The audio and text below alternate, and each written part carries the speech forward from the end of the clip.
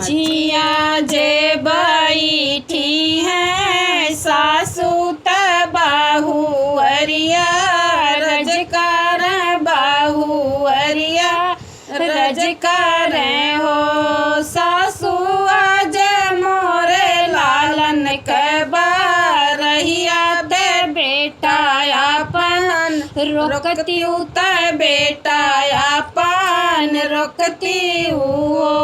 सासू आज मोरे लालन कबा रहिया ते बेटा अपन रोकती उत बेटा अपन रोकती हो। यतनी बचनी सुनी सासू त देवता मानव लागी देवता मानव लागी हो। देवता घेरी लेता कारी बदरिया झमकी पनिया बरसो झमकी पनिया बरसाऊ। देवता घेरी लेता कारी बदरिया झमकी पनिया बरसो झमकी पनिया बरसाइयो। तेरी कारी बदरिया झमकी पनिया बरस झमकी पनिया बरसाइयो। बहनी तबाहू न माने मोर पियवा परदेस चला गई न परदेस चला गई नहीं हो। बहनी तबाहू न माने मोर पियवा परदेस चला गई न परदेस चला गई नहीं हो।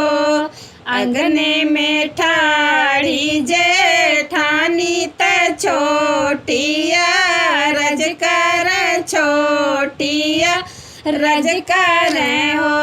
जेठनी आजू मोरे लालन कबा रहिया देवर अपन रोकती देवर अपन रोकती हो।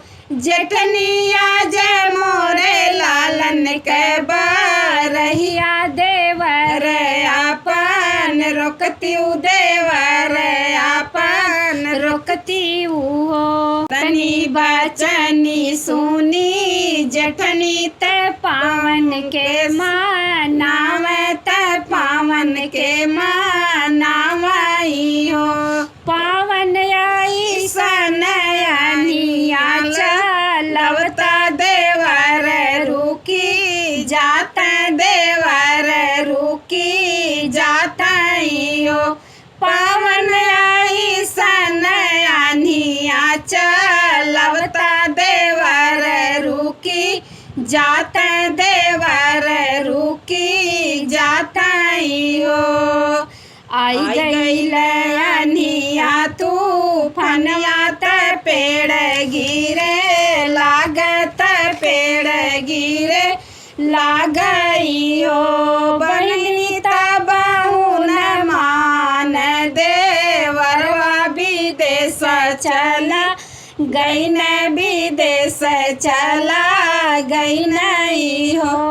बहनी तबाहू न मान देवरवा विदेश चला गई न विदेश चला गई नहीं हो। इतनी बचनी सुनी धनिया त झपटी बा हरे आम झपटी बा हरे आम हो। पिया आजू तोरे लालन कबा रहिया विदेशवा जनी जायो विदेशवा जनी जायो हो। पिया आजू तोरे लाल कबा रहिया विदेशवा जनी जायो विदेशवा जनी जायो हो।